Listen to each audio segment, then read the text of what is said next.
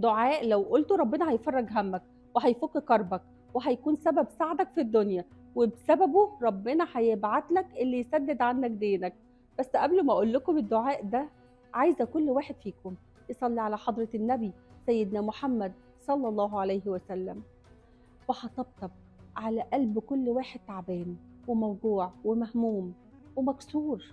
هاقول لك ما تزعلش، لو الدنيا جات عليك بزيادة ما تزعلش، لمّا تلاقي حياتك واقفة ومش عارف تاخد خطوة لقدّام صدّقني ما تزعلش أبدًا، لو حياتك كلّها مشاكل مش لاقي لها أي حل، والله أنا عارفة إن الحياة بقت صعبة ومليانة مشاكل وضغوط، ومش عارفين نلاقيها منين والّا منين، من الشغل والّا من البيت والّا من العيال والّا. أنا عارفة، هنقول إيه بس؟ استنى، استنى أنت هتيأس والّا إيه؟ استنى أنا هاقول لك تقول إيه، قُل الحمد لله وما تزعلش، عارف ما تزعلش ليه؟ عشان دلوقتي هاقول لك على الحل، الحل السهل البسيط اللي ما ياخدش منك 5 دقايق في اليوم، بس أول ما هتعمله هتلاقي بعده انفراجة وخير وبركة وسعادة في حياتك عمرك ما كنت تتخيلها.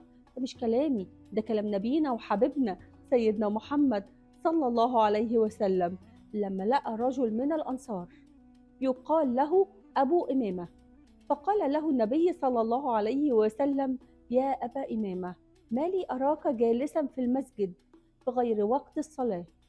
قال: هموم الدنيا لزمتني وديون يا رسول الله.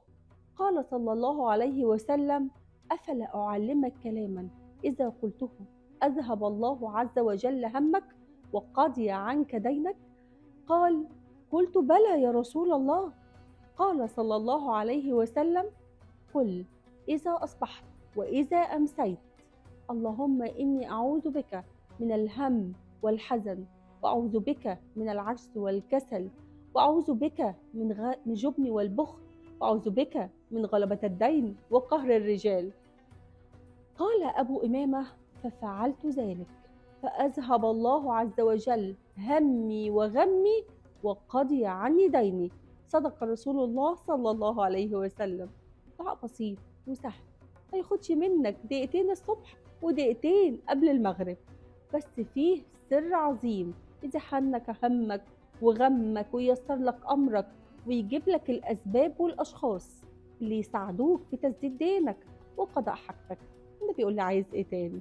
قُل لي فيه إيه أسهل من كده؟ دعاء يتقال بعد الفجر وقبل صلاة المغرب، بس المهم إنك تبقى على يقين إن رب الأسباب هيهيأ لك كل الأسباب اللي تسعد لك قلبك وتحقق لك كل اللي نفسك فيه.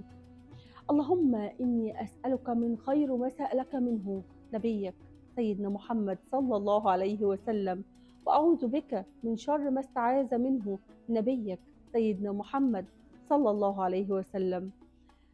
صلوا على الحبيب عليه أفضل الصلاة والسلام، قولوا آمين يا رب العالمين. لو استفدت من الفيديو اعمل لايك وشير عشان غيرك يستفيد وانت تاخد الأجر والثواب، ولو لسه ما اشتركتش في القناة اشترك دلوقتي عشان يوصلك كل جديد. بحبكم في الله، هدية محمود.